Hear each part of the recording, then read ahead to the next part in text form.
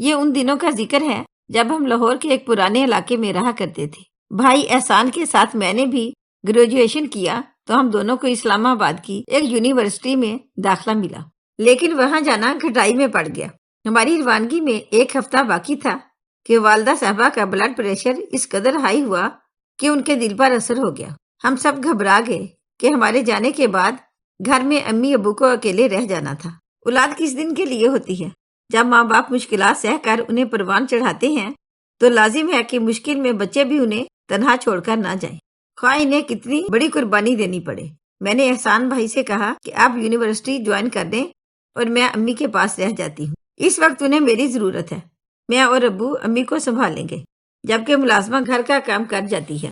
بھائی کو میرے یونیورسٹی نہ جانے کا دکھ ضرور ہوا، مگر مجبوری ایسی تھی کہ بیمار والدہ کو تنہا چھوڑا نہیں جا سکتا تھا۔ میرا دل بہت اداس تھا، دعا کر رہی تھی، اے اللہ کوئی ایسا مددگار بھیج دے جو امی کی دیکھ بھال کر لے اور میں اپنی تعلیم جاری رکھ سکوں۔ اللہ نے میری دعا سن لی۔ ہفتے بھر میں علاج سے والدہ کو افاقہ ہو گیا، طبیعت سنبھل گئی اور انہوں نے خالہ جی کو بلوا لیا۔ مجھے خالہ نے کہا، بانو اب تم یونیورسٹی چلی جاؤ، بڑی مشکل سے داخلہ ہوا ہے تمہارا مستقبل اسی سے وابستہ ہے۔ کبرا آپا اب بہتر ہیں، میں ان کے پاس رہ لوں گی، اسلام آباد اتنی دور نہیں، تم لوگ چھٹی میں آ جایا کرنا۔ والدہ نے بھی اصرار کیا کہ تم احسان کے ساتھ چلی جاؤ۔ غرض ان کے اصرار پر میں اور بھائی اکٹھے یونیورسٹی آ گئے۔ 15 دن بعد 3 روز کی چھٹیاں ہوئی، ہم دونوں بہن بھائی لاہور آ گئے۔ جو ہی گھر میں قدم رکھا، دروازے کے سامنے برآمدے میں ایک 22-23 برس کی لڑکی کو سبزی کاٹتے پایا۔ یا اللہ یہ کون ہے؟ صورت شکل اور لباس سے ملازمہ تو نہیں لگتی، کسی اچھے خاندان کی معلوم ہوتی ہے۔ بہرحال میں اسے نظر انداز کرتی سیدھی والدہ کے کمرے میں چلی گئی اور ان سے لپٹ گئی۔ امی جان، دن رات وہاں آپ کی فکر مجھے کھائے جا رہی تھی، پچھتا رہی تھی، کیوں آپ کو ایسے حال میں چھوڑ کر چلی آئی؟ ارے نادان، میری فکر نہ کرو، میں ٹھیک ہوں، معمولی سا اٹیک ہوا تھا، تم بس اپنی پڑھائی پر توجہ دو۔ تمہاری خالہ نے سارے مسئلے حل کر دیے ہیں اور اب مہوش بھی آ گئی ہے، گھر اس نے سنبھال لیا ہے۔ مجھے امی کی دوری نے ایسا تھکا دیا تھا کہ ان کے اس جملے پر غور ہی نہیں کیا کہ اب تو مہوش بھی آ چکی ہے۔ یہ تک نہ پوچھ سکی کہ مہوش کون ہے، کہاں سے آئی ہے۔ چھٹی کے 3 دن پلک جھپکتے گزر گئے اور ہم دوبارہ اسلام آباد کو عازم سفر ہو گئے۔ یونیورسٹی پہنچ کر ذہن سے مہوش کا پرتو مٹ گیا۔ سوچا ہوگی کہ خالہ کی جاننے والی، وقتی طور پر مدد کے لیے بلوا لیا ہوگا۔ پہلی ملاقات میں ایک بار بھی میری اس سے بات نہ ہو سکی۔ فون پر روز ہی امی سے بات ہوتی تھی، مگر میں نے کبھی یہ تکلیف نہیں کی کہ ان سے اس لڑکی کے بارے میں پوچھ لیتی۔ دوسری بار چھٹی پر جب ہم گھر آئے تو مہوش کو اس طرح گھر کے کاموں میں مگن پایا، لگا جیسے یہ اسی کا گھر ہے۔ خالہ موجود نہ تھی، وہ واپس اپنے شہر جا چکی تھی۔ میری نگاہ بار بار اس لڑکی پر پڑ رہی تھی جس نے ابھی تک از خود مجھ سے مخاطب ہونے کی جرت نہیں کی تھی۔ اس کی نگاہوں میں میرے لیے یہ احساس موجود تھا کہ وہ مجھ سے گفتگو کی خواہاں ہے۔ بالآخر میں نے امی سے پوچھا کہ امی جان یہ لڑکی کون ہے؟ امی نے بتایا، بانو اسے تمہاری خالہ نے رکھا ہے۔ کیا انہوں نے اسے اپنے شہر سے بلوایا ہے؟ ہاں، یہ ان کے گھر میں پناہ لیے ہوئے تھی۔ پناہ سے کیا مطلب ہے امی جان؟ انہوں نے بتایا، بیٹی تمہاری خالہ نے مجھے تفصیل بتائی ہے کہ ایک دن ان کے گھر کا دروازہ بجا، دن کا وقت تھا۔ سغرا نے بتایا، میں نے دستک پر در کھولا تو یہ سامنے کھڑی تھی۔ اس کی حالت صحیح نہ تھی، رو رہی تھی۔ میں نے گھر کے اندر بلا لیا اور پوچھا، تم کون ہو اور کیوں رو رہی ہو؟ نام کیا ہے تمہارا؟ مہوش نام ہے۔ باپ کی وفات کے بعد سے سوتیلی ماں کے پاس رہتی تھی، جن کا سلوک میرے ساتھ اچھا نہ تھا، لیکن میں ہر بدسلوکی سہنے پر مجبور تھی کیونکہ اس دنیا میں میرا کوئی اور نہ تھا۔ جاتی تو جاتی کہاں؟ سوتیلی ماں کو بھی میرے روپ میں ایک نکرانی کی ضرورت تھی۔ میں ان کے بچے سنبھالتی اور گھر کا سارا کام کرتی تھی، لیکن وہ مجھے پھر بھی بوجھ سمجھتی تھی، بات بات پر ڈانٹتی اور مار پیٹ سے بھی گریز نہ کرتی۔ آج صبح مجھ سے ایک قیمتی گلدان صفائی کرتے ہوئے ہاتھ سے گر کر ٹوٹ گیا۔ مجھے آگ میں جلانے والی لکڑی سے پیٹ ڈالا اور دھکے دے کر گھر سے باہر نکال دیا۔ پہلے سوچا کہ پڑوس میں چلی جاؤں، کیونکہ جب کبھی وہ ایسا کرتی تھی میں پڑوسن کے گھر جا بیٹھتی۔ کچھ دیر بعد اماں کا غصہ ٹھنڈا ہو جاتا تو وہ مجھے آواز دے کر بلا لیتی۔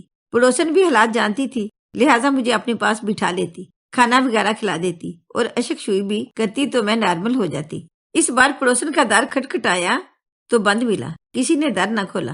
پڑوسن گھر پر نہیں تھی، شاید کسی کام سے باہر گئی ہوئی تھی۔ کچھ دیر دروازے پر کھڑی رہی، پھر جی میں آئی کہ آج دریا میں چھلانگ لگا کر زندگی کا خاتمہ کر دیتی ہوں۔ اسی ارادے سے چل پڑی۔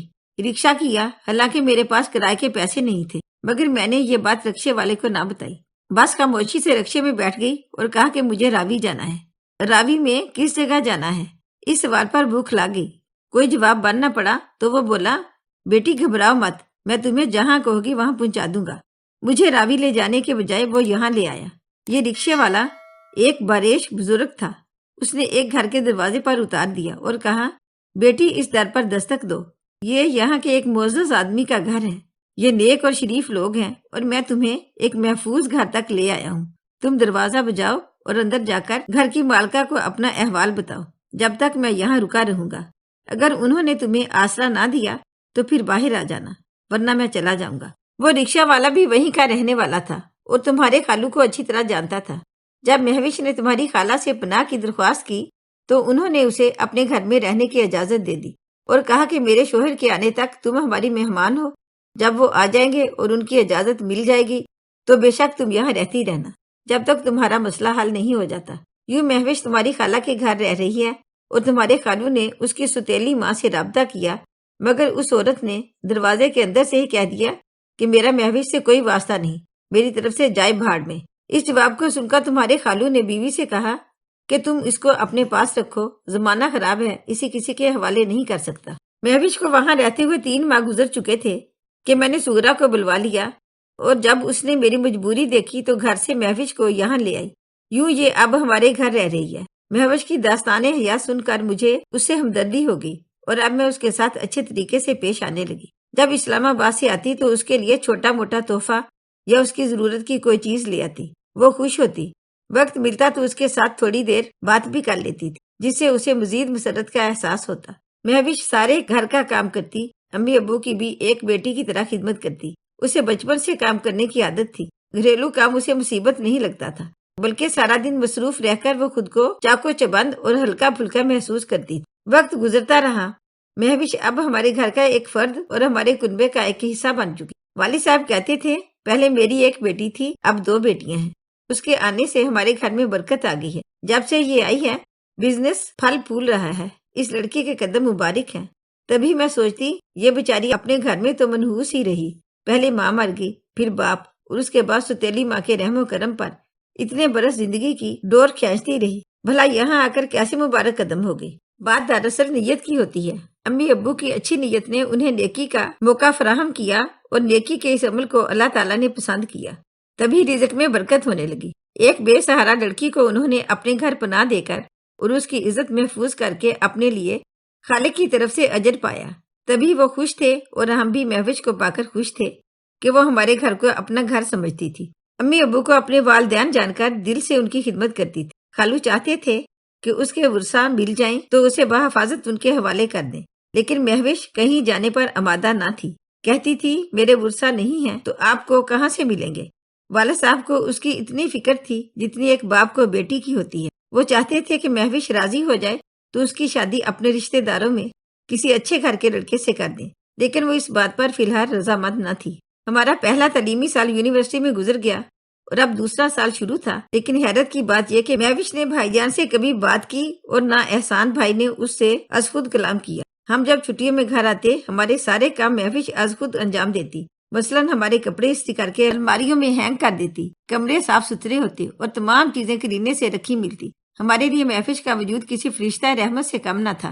ایک خاص رحمت یہ تھی کہ مہوش کو ہماری پسند و ناپسند کا بخوبی علم ہو گیا تھا، لہٰذا جب ہم اسلام آباد سے آتے وہ ہمارے لیے ہماری پسند کے کھانے تیار کر کے رکھتی، خاص طور پر احسان کی پسند کی ڈشیں انہیں ماغ سے بناتی۔ وہ اس کے کھانوں کی تعریف کیے بنا رہ نہ پاتا۔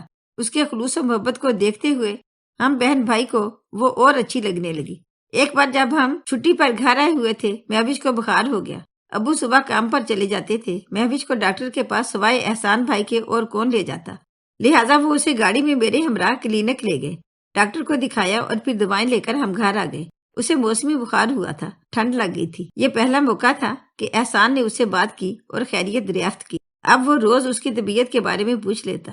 اس طرح ان دونوں کے درمیان جو خاموشی کی دیوار کھڑی تھی وہ ڈھہ گئی اور یہ ایک دوسرے سے بات کرنے لگے۔ رفتہ رفتہ احسان کی دلچسپی مہوش میں بڑھنے لگی۔ میں نے محسوس کیا کہ میرا بھائی اسے پسند کرنے لگا ہے۔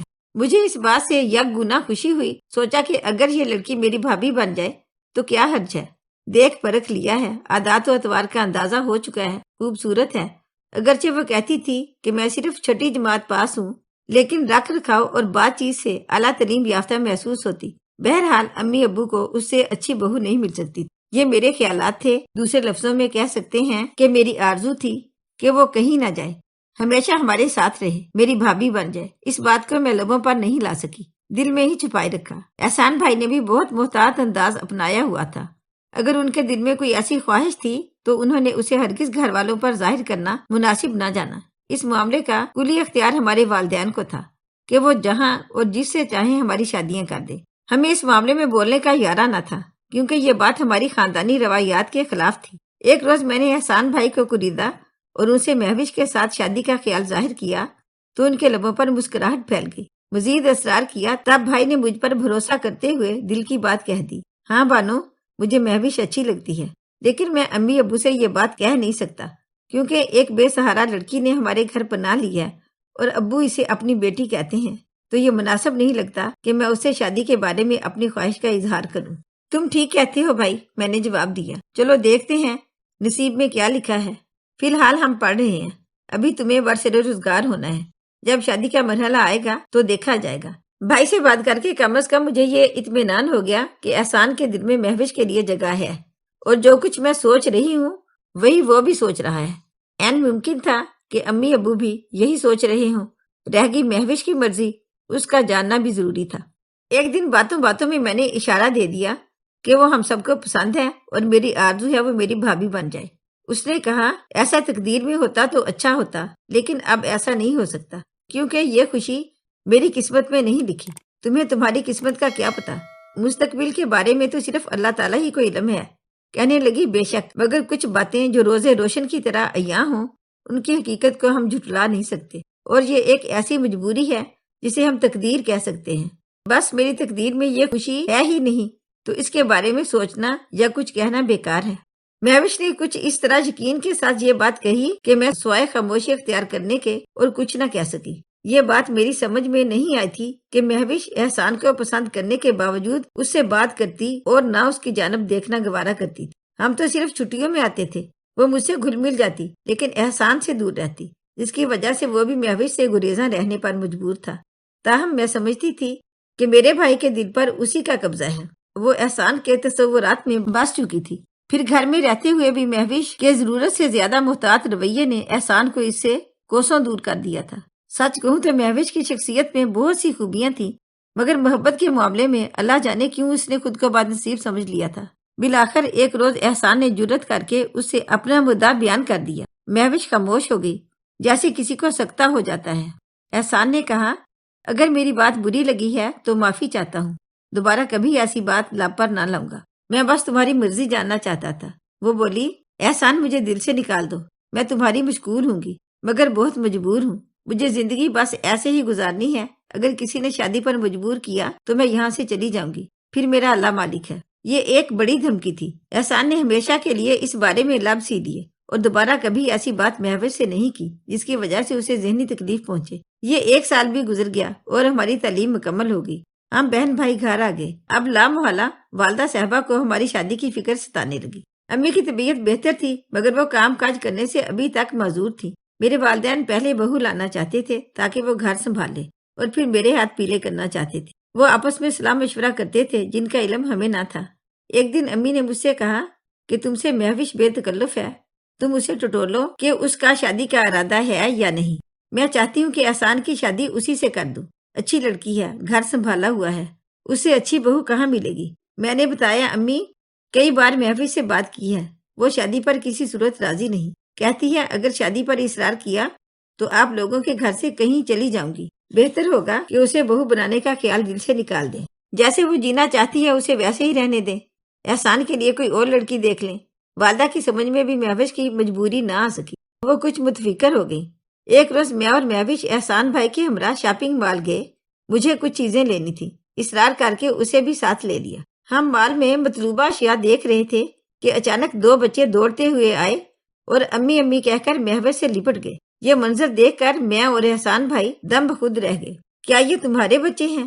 ابھی ہمارا یہ سوال لبوں پر تھا کہ ایک بزرگ سامنے آ گئے۔ جو ان بچوں کے ساتھ مال میں آئے تھے۔ انہوں نے آگے بڑھ کر محوش سے کہا، بیٹی اب تم میرے ساتھ گھر چلو اور ناراضگی ختم کر دو۔ تمہارے بغیر تمہارے بچے بہت اداس رہتے ہیں اور میں ان کی دیکھ بھال نہیں کر سکتا۔ یہ بزرگ بچوں کے دادا اور محوش کے سسر تھے۔ محوش نے اسے ہمارا تعارف کروایا اور وہ ہمارے ساتھ گھر آ گئے۔ بچے بھی ہمراہ آئے۔ بزرگ نے والد صاحب سے بات کی۔ انہوں نے بتایا کہ محوش کی پرورش اس کی ستیلی ماں نے کی، جو اس کے ساتھ برا سلوک کرتی تھی۔ پھر اس کی شادی میرے بیٹے سے ہو گئی۔ رشتے میں اس کی ستیلی والدہ کا ماموں ہوں۔ مجھے احساس تھا کہ ستیلی ماں بچپن سے ستم ڈھاتی آئی ہے، تبھی اسے بہو بنایا تاکہ یہ سکھ چین کی خوشیوں بھری زندگی گزار سکے۔ بدقسمتی سے میرے بیٹے نے 3 سال اس کے ساتھ اچھے گزارے۔ جب چھوٹے لڑکے کی پیدائش ہوئی، اسے ایک لڑکی سے عشق ہو گیا جو دفتر میں اس کے ساتھ کام کرتی تھی۔ اس نے اس کے ساتھ کورٹ میرج کر لی اور محوش کو مار پیٹ کر گھر سے نکال دیا۔ ان دنوں میں عمرے پر گیا ہوا تھا۔ واپس آیا تو اس کے ساتھ یہ المیہ گزر چکا تھا۔ محوش بیٹی روتی ہوئی ستیلی ماں کے پاس گئی، اور کہاں جاتی مگر اس سنگ دل عورت نے بھی اسے پناہ نہ دی۔ اس کے بعد یہ گم ہو گئی۔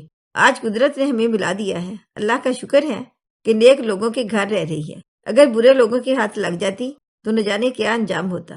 بزرگ نے میرے والد کا شکریہ ادا کیا اور بتایا کہ میرے بیٹے شہزاد کی دوسری بیوی اسے چھوڑ کر جا چکی اور اب وہ اپنے کیے پر بہت پشیمان ہے۔ محوش کو تلاش کیا، کامیابی نہ ہوئی۔ میں اور بچے الگ پریشان تھے۔